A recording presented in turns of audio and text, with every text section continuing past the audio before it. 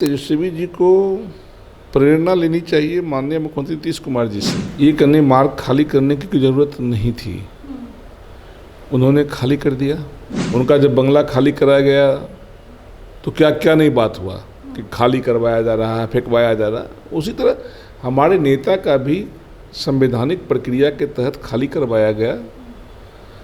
कुछ कड़ा रूप से सख्ती का जरूर प्रयोग किया गया, इसकी मैं भर्त्सना करता हूँ। बिहार की राजनीति इन दिनों काफ़ी गरमाई हुई है और ऐसे में लगातार कयासों का बाजार गर्म है। एक तरफ मुख्यमंत्री नीतीश कुमार राज्यसभा सांसद बन चुके हैं, तो दूसरी तरफ चर्चा हो रही है कि आखिरकार बिहार का अगला मुख्यमंत्री कौन होगा। ऐसे में लोक जनशक्ति पार्टी रामविलास, जो कि अपने कार्यकर्ताओं को आगे बढ़ाने के लिए जानी जाती है, और हमारे साथ आज खास बातचीत करने के लिए बिहार सरकार के मंत्री संजय पासवान हैं। सीधे बात करेंगे। पहले तो संजय जी, मंत्रिमंडल का विस्तार भी होने वाला है, बिहार में राजनीतिक सरगर्मी भी काफ़ी बढ़ी हुई है। पूरे सिचुएशन को आप कैसे देख रहे हैं? सबसे पहले तो देखिए, माननीय मुख्यमंत्री नीतीश कुमार जी के नेतृत्व वाली सरकार में मुझे पहली बार काम करने का अवसर मिला। मैंने उनसे सीखा भी, अच्छा लगा, उनके साथ अनुभव प्राप्त किया। और जो उनका 20 साल का स्वर्णिम काल था शासन का, कई ऐतिहासिक कार्य किए गए उनके शासन में। कल अंतिम बैठक है कैबिनेट का, शायद, मुझे पता नहीं, शायद अंतिम बैठक है। हम लोग बैठक में जाएंगे, उनके साथ कई बैठक में हम लोग शामिल हो चुके, कई निर्णय लिए गए, महत्वपूर्ण निर्णय लिए गए। और उनको जो सरकार चलाने का अनुभव था वो बहुत ही ऐतिहासिक रहा। बिहार सदैव माननीय मुख्यमंत्री नीतीश कुमार जी को याद करेगी और मेरी ढेर सारी शुभकामनाएं हैं। चारों सदन का सदस्य होना अपने आप में गौरव की बात है। देश को भी माननीय मुख्यमंत्री नीतीश कुमार जी का लाभ मिलेगा, उनके अनुभव का लाभ मिलेगा, उच्च सदन में भी उनके अनुभव का लाभ मिलेगा। तो सब हलचल है। कल 48 घंटा 72 घंटा में सब क्लियर हो जाएगा, कौन मुख्यमंत्री बनेंगे, कैबिनेट में कौन जाएंगे, नहीं जाएंगे। 5 दल का गठबंधन है, नेतृत्व जो तय करेगा सबको स्वीकार होगा। तय तो करेगा ही नेतृत्व, लेकिन एक सवाल आपसे मैं ये लूँगी, क्योंकि आपकी जर्नी मैंने देखी है। आप कार्यकर्ता के तौर पे लोक जनशक्ति पार्टी रामविलास में थे, उसके बाद विधायक बने, फिर मंत्री बने।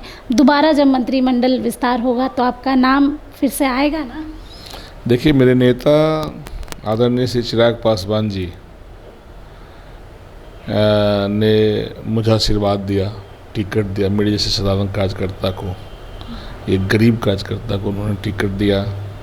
28 वर्षों तक मैं पार्टी के झंडा को उठाया, एक छत, एक नेता, एक परिवार के नीचे, एक पार्टी के नीचे मैं पूरी निष्ठा के साथ काम किया। मैंने कभी टिकट के लिए, न कभी मंत्री पद के लिए, कभी कोई प्रकार का, कभी किसी से शेयर नहीं किया कि हमको चाहिए, हम विधायक बनेंगे, नहीं तो भाग जाएंगे। कब बस नेता के प्रति आस्था है, श्रद्धा है। रामविलास पासवान जी के साथ 97 में मैंने जुड़ा था और आज तक मैं उसी निष्ठा के साथ काम करते आया। और मेरे नेता को ऐसा लगा कि संजय को टिकट देना चाहिए, संजय को मंत्री बनाना चाहिए। मैंने उस विश्वास पर खरे उतरा और मुझे टिकट मिला, मैं चुनाव भी जीता।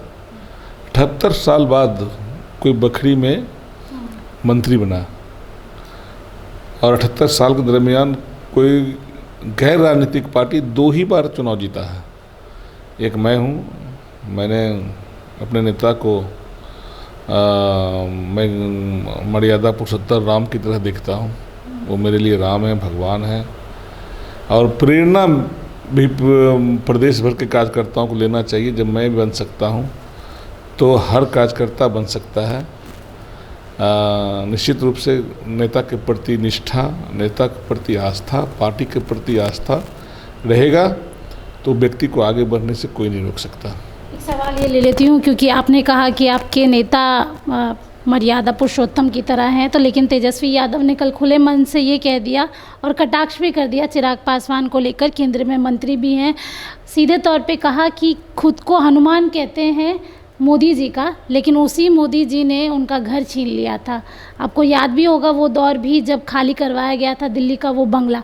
क्या कुछ कहना चाहेंगे तेजस्वी यादव को? इतने सालों बाद ये बात याद दिलाने की क्या जरूरत है? देखिए, तेजस्वी जी को प्रेरणा लेनी चाहिए माननीय मुख्यमंत्री नीतीश कुमार जी से। वो भी मुख्यमंत्री हैं। ये करने मार्ग खाली करने की कोई ज़रूरत नहीं थी, उन्होंने खाली कर दिया। अभी वो पहले से, जब इस्तीफ़ा देने से पहले से ही वो अपना 7 सर्कुलर रोड में सारा कुछ शिफ्ट कर लिया। ये संवैधानिक प्रक्रिया है, न्यायिक प्रक्रिया है कि आप जब तक पद पर रहेंगे, ये सरकारी संपत्ति हमको मिली है, मंत्री बने हैं तब, मंत्री नहीं बनते तो हमको ये नहीं मिलता। तो लोगों को न्यायिक प्रक्रिया का सम्मान करना चाहिए।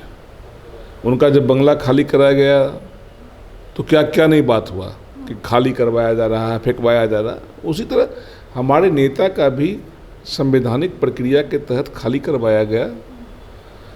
कुछ कड़ा रूप से सख्ती का जरूर प्रयोग किया गया, इसकी मैं भर्त्सना करता हूँ। लेकिन ये तेजस्वी जी को कोई हक ही नहीं बनता है हमारे नेता के बारे में बोलने का। हमारे नेता खुद ही न्याय प्रिय लोग हैं, न्याय का सम्मान करते हैं, विधि सम्मत जो बातें होती है उनका सम्मान करते हैं। इनके तरह हट्ठी नहीं है, इनके तरह ज़बरदस्ती नहीं है कि हम लोग जिस बंगला में घुस गए नहीं भी रहेंगे तो उसको हर पे रहेंगे। जनता ने पूरी तरह नकार दिया, उस योग्य नहीं बनाया उनको कि उस बंगले में रहते। और उनको दूसरे पर उंगली उठाने से पहले अपने गिरबान में झांक कर देखना चाहिए। हम मोदी जी के साथ हैं ईमानदारी से। हमारे नेता ने डंका के चोट पर कहा कि जब तक मोदी जी हैं हम हैं, और पूरी प्रमुखता के साथ। हम नहीं समझते कि भारतीय जनता पार्टी में लोग जिस तरह से भारतीय जनता पार्टी और देश के प्रधानमंत्री नरेंद्र मोदी जी का पक्ष रखता हो। हमारे नेता प्रमुखता से पक्ष रखते हैं, ईमानदारी के साथ हैं तो है। ये भी कहा जा रहा है कि बीजेपी ने मुख्यमंत्री नीतीश कुमार को हाईजैक कर लिया। नारे खूब लगे 2025 से 30 फिर से नीतीश, लेकिन आप लोग ने तो 5-6 महीने में ही नीतीश जी को रवाना कर दिया। देखिए, 20 साल का स्वर्णिम काल जो माननीय मुख्यमंत्री नीतीश कुमार जी का रहा है बिहार के इतिहास में, देश के इतिहास में, वो काबिल तारीफ़ रहा। और सबसे बड़ा बात है कि किसी भी व्यक्ति को चारों सदन का सदस्य होना ये गौरव की बात है।